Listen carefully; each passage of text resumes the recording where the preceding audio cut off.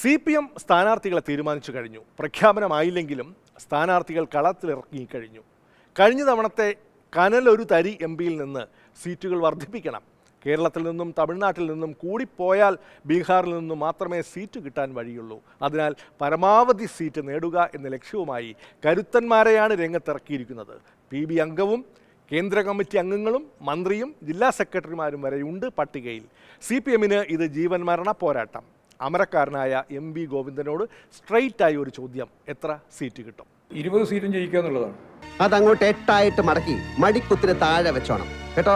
തെരഞ്ഞെടുപ്പിൽ അതിൽ കുറഞ്ഞ ഒരു കാര്യവും പാർട്ടി ഉദ്ദേശിക്കുന്നില്ല. പാർട്ടിക്ക് അടുത്ത വർഷം ജനാധിപത്യ മുന്നണിക്ക് കേരളത്തിലെ വൻ ഭൂരിപക്ഷത്തോടുകൂടി എല്ലാ മണ്ഡലവും ജയിക്കുക എന്നുള്ളത് തന്നെയാണ് ലക്ഷ്യം. വെറും മോഹമാണ്.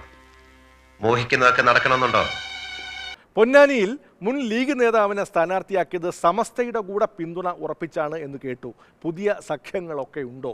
ഞങ്ങളിപ്പോൾ ഇന്നയാളുമായിട്ട് ഇന്നുമായിട്ട് ചർച്ചയില്ല. ഞങ്ങൾക്ക് ആശ്രയിക്കാനാവാത്ത ഒരു ജനവിഭാഗവും ഈ കേരളത്തിലില്ല.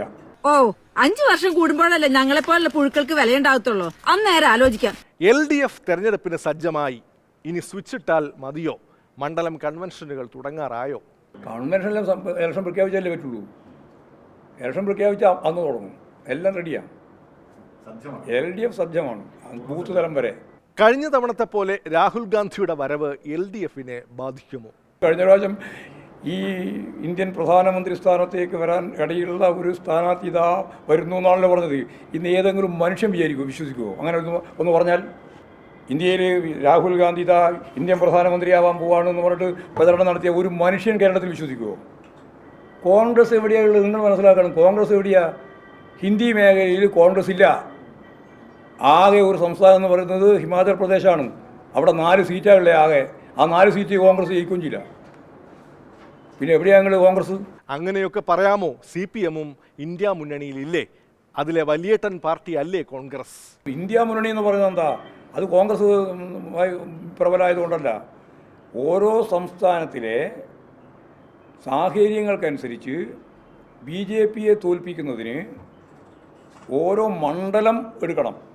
ആ മണ്ഡലത്തിൽ BJPയെ എങ്ങനെ തോൽപ്പിക്കും, ആര് തോൽപ്പിക്കും, ഏതായിരിക്കണം സ്ഥാനാർത്ഥി, അങ്ങനെ തീരുമാനിക്കണം. അങ്ങനെ തീരുമാനിച്ചാൽ 37% വോട്ട് മാത്രമുള്ള BJPയെ 63% മറുഭാഗത്ത് നിൽക്കുന്നവരുടെ വോട്ട് ഉപയോഗിച്ചാൽ BJPയെ തോൽപ്പിക്കാം. അതിൽ കോൺഗ്രസ് കൂടിയുണ്ട്. അത്രയേ ഉള്ളൂ. കാണും. ഈ ആഴ്ചത്തെ വക്രദൃഷ്ടി സമാപിക്കുന്നു. വീണ്ടും അടുത്തയാഴ്ച ഇതേ ദിവസം ഇതേ സമയം. നന്ദി, നമസ്കാരം.